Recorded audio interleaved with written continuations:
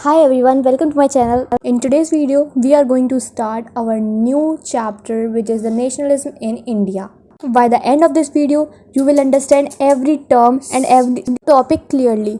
So without wasting any more time, let's get start our explanation. सबसे पहले इसका थोड़ा सा इंट्रोडक्शन देख लेते हैं। नेशनलिज्म का मतलब होता है एक ऐसा थॉट या फिर एक ऐसा मूवमेंट जो मानता हो कि हमारी कंट्री को या फिर देश को नेशन के रूप में होना चाहिए, एक साथ होना चाहिए, कॉमन आइडेंटिटी, सब कुछ कॉमन होना चाहिए। ये होता है नेशनलिज्म। जो मॉडर्न नेशनलिज्म था वो एंटी कॉलोनियल मूवमेंट यानी कि ब्रिटिश के शासन से ही ग्रो करता हुआ आ रहा था। लोग डिस्कवर कर रहे थे यूनिटी, मतलब एकजुटता। लोग जो ब्रिटिश रूल के कारण उन्हें जो स्ट्रगल सहन करने पड़ रहे थे तो वो एक दूसरे को समान मान रहे थे क्योंकि सेम स्ट्रगल उनको सहन करने पड़ रहे थे। Shared oppression under colonialism brought people together, यानी कि जो सबके साथ जो अनजस्ट हो रहा था कॉलोनिज्म के दौरान, वही चीज़ें लोगों को एक दूसरे के पास ला रही थी, एकजुट कर रही थी। Notions of freedom varied among different group, यानी कि जो धारणाएं थी लोगों की डिफरेंट ग्रुप्स की, वो अलग अलग थी अपनी आज़ादी के लिए। गांधी जी ने हर ग्रुप को यूनाइट करने की कोशिश की और एकता, यानी कि यूनिटी जब तक नहीं आएगी जब तक कोई कॉन्फ्लिक्ट ना हो। और इस चैप्टर में हम दो मेन मूवमेंट के बारे में पढ़ेंगे जो है non cooperation and civil disobedience movement. बढ़ते हम आगे और हम पढ़ेंगे फर्स्ट वर्ल्ड वॉर के कारण क्या क्या चेंजेस हुए। India was forced to support Britain in the war, यानी कि इंडिया को मजबूर किया जा रहा था, इंडिया को फोर्स किया जा रहा था कि उनको ब्रिटेन को सपोर्ट करना ही है वॉर में। और इस वजह से बहुत सी चीज़ें हुई, जैसे कि इकोनॉमिक हार्डशिप आई, टैक्सेस बढ़ा दिए गए, फूड की प्राइसेस बढ़ गई और बहुत ज़्यादा शॉर्टेज भी हो गई। Recruitment of soldiers lead to discontent in villages, यानी कि जो ब्रिटेन के लोग थे वो अपनी वॉर्स में इंडिया के लोगों को जबरदस्ती भर्ती कर रहे थे, जिस वजह से उनका गुस्सा और ज़्यादा बढ़ता जा रहा था। Triggered widespread anger and frustration among Indians. British fails to grant self-rule after the wars, increasing nationalist sentiments. और इस वजह से लोगों के जो सेंटिमेंट्स थे और ज़्यादा इंक्रीज हो रहे थे। अब आते हैं अपने नेक्स्ट टॉपिक पर जो कि है सत्याग्रह। तो सत्याग्रह जो मूवमेंट था वो गांधी जी द्वारा लॉन्च किया गया था और इन्होंने ये मूवमेंट अफ्रीका में भी लॉन्च किया था, जिससे वो उनको बहुत ज़्यादा सफलता मिली थी। तो सत्याग्रह का मतलब होता है ट्रुथ, फोर्स और होल्डिंग इनटू ट्रुथ, यानी कि सच्चाई पर, ट्रुथ पर अड़े रहना। It was started by Mahatma Gandhi.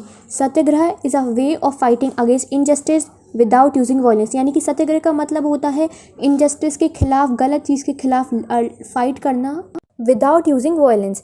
Gandhi ji believe that peaceful protest are more powerful than using weapons और फाइटिंग। गांधी जी बिलीव करते थे कि शांति से प्रोटेक्ट करना वो ज़्यादा पावरफुल होता है वेपन से फाइट करना। A person doing satyagraha should speak the truth, be non violent and be ready to suffer for what is right. वो इंसान जो सत्याग्रह करता है उसे हमेशा सच बोलना होता है, नॉन वायलेंट रहना होता है और क्या सही है उसके लिए सफ़र भी करना होता है। में उन्होंने ये बड़ा मूवमेंट खलीफत और नॉन कॉपरेशन मूवमेंट में भी यूज़ किया और सत्याग्रह की मदद से गांधी जी ने हिंदू और मुस्लिम्स को एक साथ लाया ताकि वो ब्रिटिश रूल के खिलाफ लड़ सकें। और ये एक बहुत ही स्ट्रॉन्ग टूल बना फ्रीडम स्ट्रगल के लिए और बहुत से इंडियंस को इंस्पायर्ड भी किया ज्वाइन करने के लिए। अब आते हैं अपने नेक्स्ट टॉपिक पर जो कि है the Jallianwala Bagh massacre and Rowlatt act. Rowlatt act British government द्वारा पास किया गया था ताकि वो रिवॉल्यूशनरी एक्टिविटीज़ को सप्रेस कर सकें। इस एक्ट ने पावर दी थी ताकि वो लोगों को रिवॉल्यूशनरी को अरेस्ट कर सके बिना किसी वारंट के और उन्हें जेल में डाल सकें। और ये एक्ट बहुत ज़्यादा अपोज किया इंडियन लीडर और मासेस ने। गांधी जी ने इस एक्ट को ब्लैक एक्ट भी कहा। And this mark the beginning of nation wide protest and hartals. अब आते हैं अपने नेक्स्ट सब टॉपिक पर जो कि है Jallianwala Bagh massacre 13 April 1919। Peaceful protest held in Amritsar against the Rowlatt Act, मतलब कि जलियांवाले बाग में जो कि अमृतसर में था वहाँ पर लोग पीसफुली प्रोटेस्ट कर रहे थे।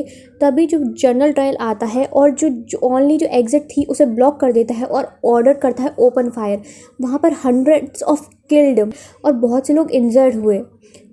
sparked nationwide anger and intensified the freedom struggle, a turning point that exposed the brutality of British rule।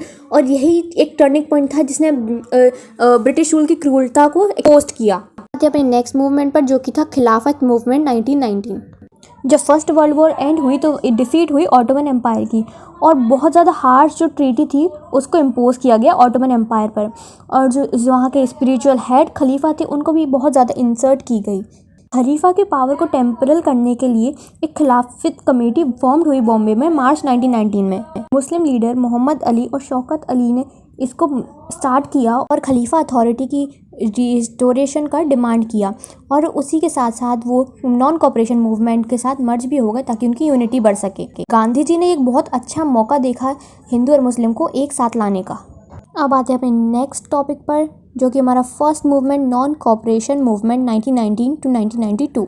सबसे पहले इसके बैकग्राउंड की बात करें तो ये महात्मा गांधी द्वारा लॉन्च किया गया था, और इसको लॉन्च करने का कारण था brutal killing of innocent Indians, Rowlatt act, जो हार्श ब्रिटिश पॉलिसीज़ थी वर्ल्ड वॉर के दौरान, और जो कॉन्स्टिट्यूशन रिफॉर्म्स का फेल होना, और इसलिए वो कंबाइंड हुए थे खिलाफत मूवमेंट को unite Hindu and Muslims.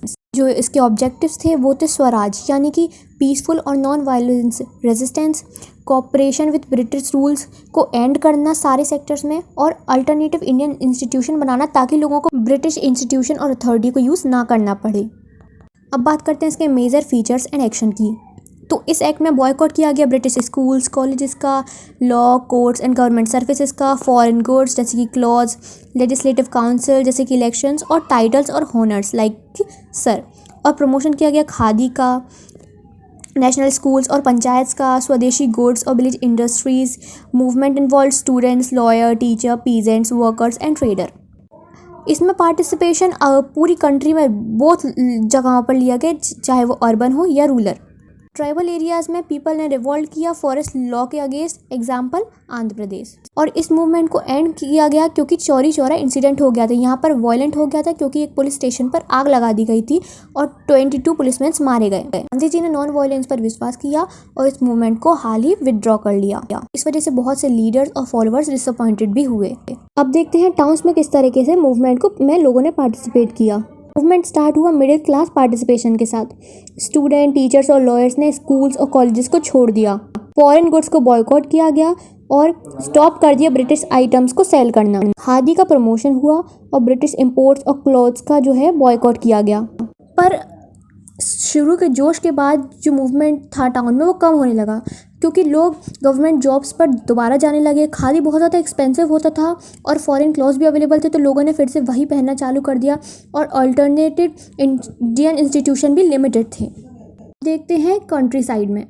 So the movement reach villages where peasants had their own set of grievance against landlords and colonial authorities. Now Awadh peasant movement Uttar Pradesh. ये मूवमेंट लीड किया गया बाबा रामचंद्र के बारे में, जो कि एक सन्यासी थे। फॉर्मेशन ऑफ किसान सभास, बहुत सी किसान सभास का फॉर्मेशन हुआ।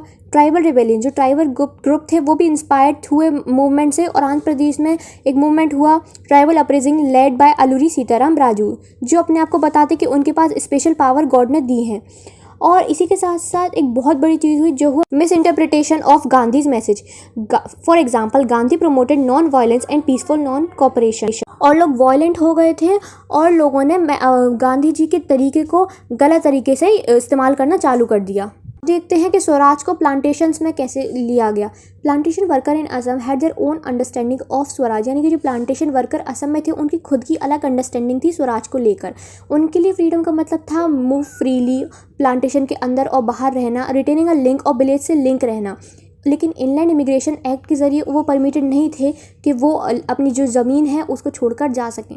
नॉन कॉपरेशन मूवमेंट के बारे में सुनकर थाउजेंड्स डिफाइंस अथॉरिटी, यानी कि वो अपने घर वापस चले गए और इससे वो पुलिस से पिटे, पुलिस ने उन्हें पकड़ा और बहुत वो अपनी डेस्टिनेशन तक कभी पहुंच ही नहीं पाए। अब बढ़ते हैं आगे towards civil disobedience.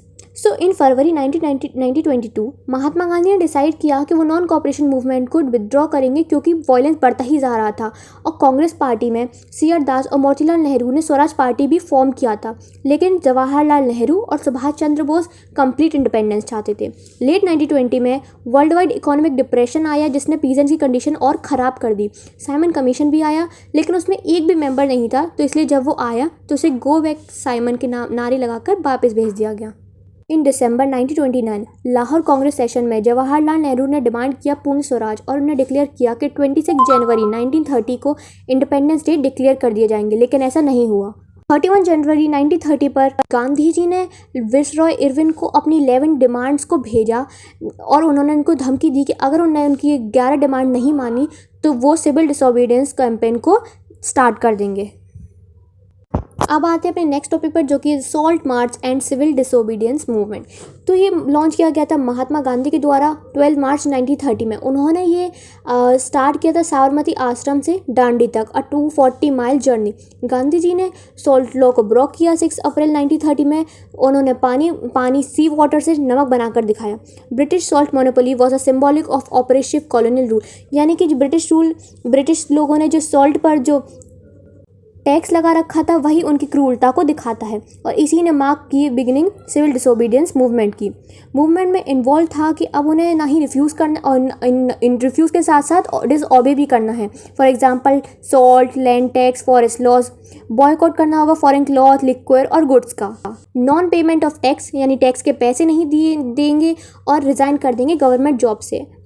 Wide spread participation, peasants, tribal groups, business classes, women. Rich peasant ने सपोर्ट किया ताकि वो इनका रेवेन्यू डिडक्ट हो सके, और पुअर पीजेंट चाहते थे जो अनपेड रेंट है उसे रेमिटेड कर दिया जाए। दलित्स और Muslim had limited participation due to different concern. British response, mass arrest, brutal repression. तो ब्रिटिश ने जो रिस्पॉन्स किया, उन्होंने अरेस्ट कर दिया और ब्रूचुअल रिप्रेशन हुआ। गांधी भी अरेस्ट हो गए, lead to nation wide protest. इसके बाद March 1931 Gandhi Irwin pact sign हुआ। इसमें गांधी जी एग्री हो गए थे सेकेंड राउंड टेबल कॉन्फ्रेंस पर जाने के लिए, जो कि लंदन में हुई थी। अब देखते हैं how participants saw the movement. Different social groups interpreted Gandhi's call for civil disobedience differently based on their own needs and struggle. देखते हैं रिच पीजेंट्स। तो जो साइड में रिच पीजेंट्स कम्युनिटी जैसे कि Patidars of Gujarat and Jats of Uttar Pradesh, वो active थे movement में। कमर्शियल क्रॉप के प्रोड्यूसर होने के कारण उन्हें बहुत ज़्यादा हिट हुआ ट्रेड डिप्रेशन और फॉलिंग प्राइस की वजह से, और उनकी जो कैश इनकम थी वो भी कम हो गई, और वो बहुत ज़्यादा इम्पॉसिबल पा रहे थे कि वो गवर्नमेंट का रेवेन्यू पे कर सकें। इसलिए रिच पीजेंट्स ने बहुत ज़्यादा सपोर्ट किया सिविल डिसोबीडियंस मूवमेंट को। लेकिन जब सिविल डिसोबीडियंस मूवमेंट को बंद कर दिया गया बिना उनकी बात माने, तो वो बहुत ज़्यादा शॉक्ड हुए। जब सिविल डिसोबीडियंस मूवमेंट दोबारा रीस्टार्ट हुआ तो बहुत से उनमें से रिफ्यूज़ कर दिया पार्टिसिपेट करने के लिए। देखते हैं पुअर पीजेंट्स। तो पुअर पीजेंट चाहते थे कि उनका जो रेंट है उसको रद्द कर दिया जाए, उसको ना लिया जाए। They had a radical approach, और उन्होंने गांधी जी के कॉल जब दोबारा बुलाया गया तो उन्होंने उसको रिस्पॉन्स नहीं किया, और कांग्रेस उनको नेगोशिएट कर रही थी, उनकी बात नहीं मान रही थी और सपोर्ट करने से मना कर रही थी ताकि उनका रिच पीजेंट से सपोर्ट ना चला जाए। देखते हैं urban working class. Urban working class ने मूवमेंट को स्टार्टिंग में बहुत ज़्यादा सपोर्ट किया। वो बिलीव करते थे कि स्वराज जो है वो कॉलोनियल रिस्ट्रिक्शन को, बिजनेस पर जो कॉलोनियल रिस्ट्रिक्शन है उसको एंड कर देगा। And that's why they form Indian Industrial and Commercial Congress and Federation of the Indian Chamber of Commerce and Industries. देखते हैं वुमेन को। Women participated in large number, picketed liquid shops, foreign cloths and salt. They are very inspired by Gandhi ji call. Still, Congress saw women's participation more symbolic, not granting them real decision-making rules. मतलब कि women's ने बहुत actively participate किया, लेकिन उनको फिर भी वो हक नहीं मिला डिसीजन मेकिंग रोल्स में। अब देखते हैं सिविल डिसोबीडियंस की मूवमेंट की लिमिटेशंस को। तो सबसे पहले है दलित, डिप्रेस्ड क्लास, डिसएंगेजमेंट। जो दलित्स थे वो मूवमेंट से बहुत ज़्यादा दूर थे, क्योंकि उनका जो प्राइमरी फोकस था वो सोशल इक्वलिटी और पॉलिटिकल राइट्स पे था, इंडिपेंडेंस से ज़्यादा। अब बात करें अम्बेडकर और गांधी डिसएग्रीमेंट की।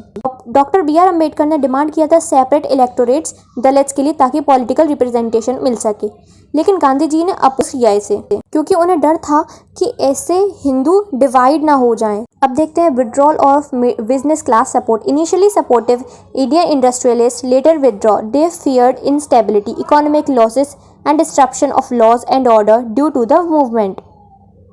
कॉलोनियल रिप्रेशन, जो ब्रिटिश गवर्नमेंट थी उसने रिस्पॉन्ड किया स्ट्रिक्ट मेजर जैसे कि अरेस्ट किया, फाइन्स लगाए और वॉलेंस किया।